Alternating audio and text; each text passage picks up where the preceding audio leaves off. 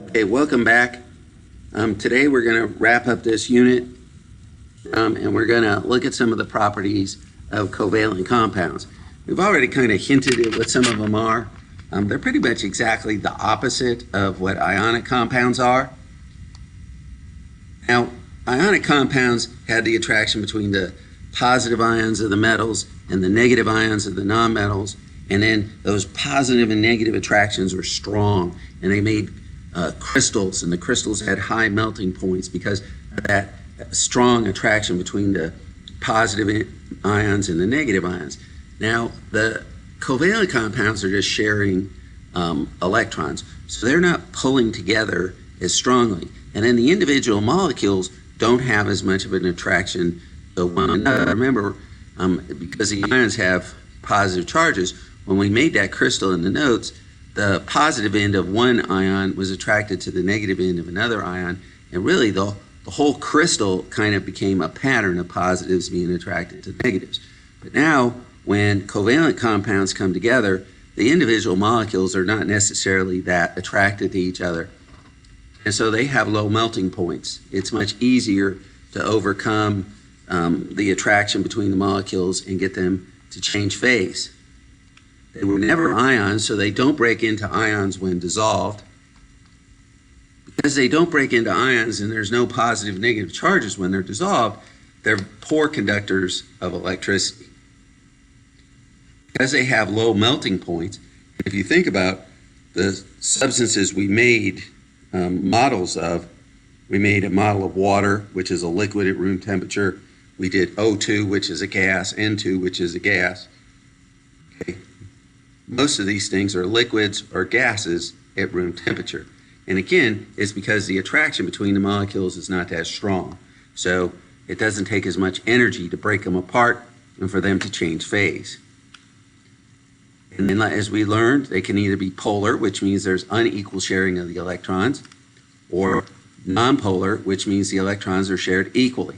Okay, in polar, the electron is staying with the larger atom most of the time because it's over here and not being shared equally back and forth. The big atom has an extra electron, an extra negative charge, so it becomes slightly negative.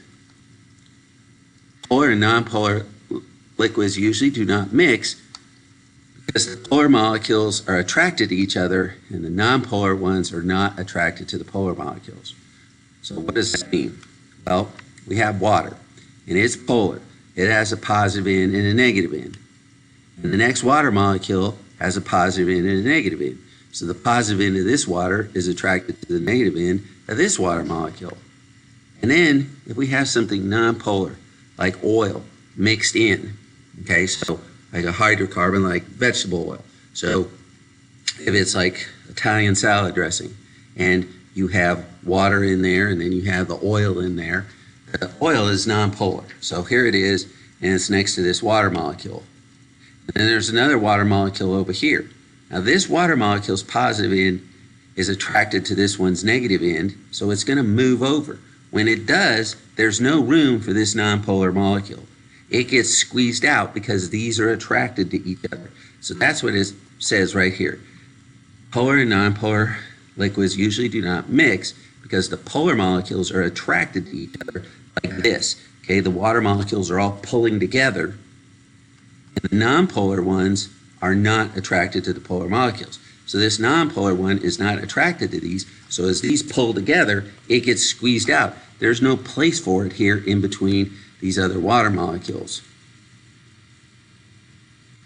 Okay, now lastly, we're going to take what we've learned and we're going to make like a diagram here, and we're going to compare and contrast. So it says compare and contrast ionic and molecular compounds. Think of what the electrons do, how the bonds are formed, what do they do when they're dissolved, how do they act with electricity, what's their usual state at room temperature, and do they form crystals? So ionic compounds form crystals. Molecular compounds do not usually form crystals.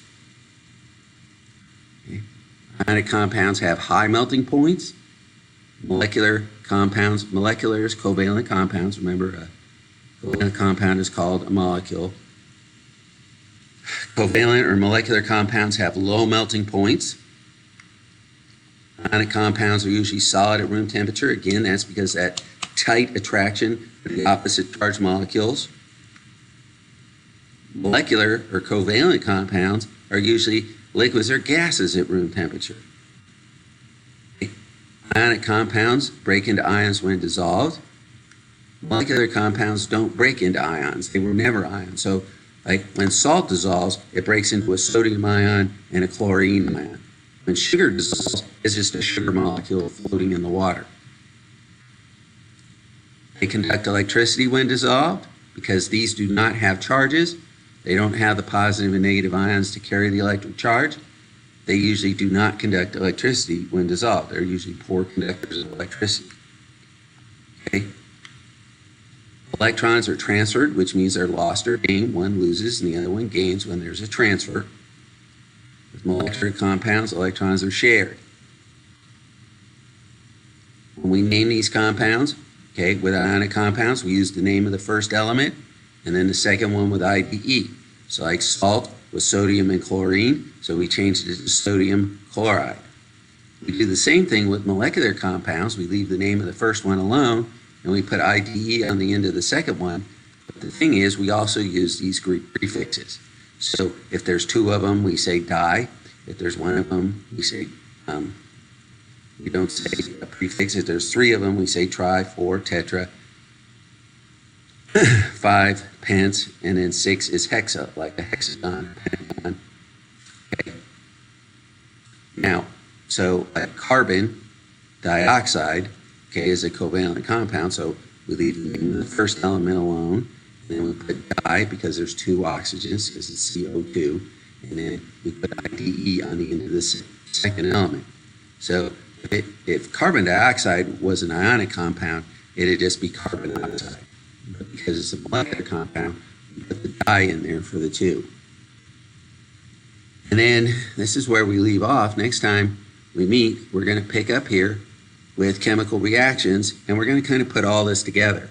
So in Unit 3, we talked about the elements separately and how they were organized into families by valence electrons. And then in Unit 4, we talked about the kinds of compounds that they make, whether they're ionic or covalent, and how, it's metals on the left bonding with nonmetals on the right if it's an ionic compound. But we didn't really examine the whole process and say this is how it starts, this is the process it goes through, and here's what it ends up making. So in this next unit on chemical reactions, we're going to take everything we learned and put the whole thing together and learn about the process. I hope you all are having a great day, and we'll talk to you next time.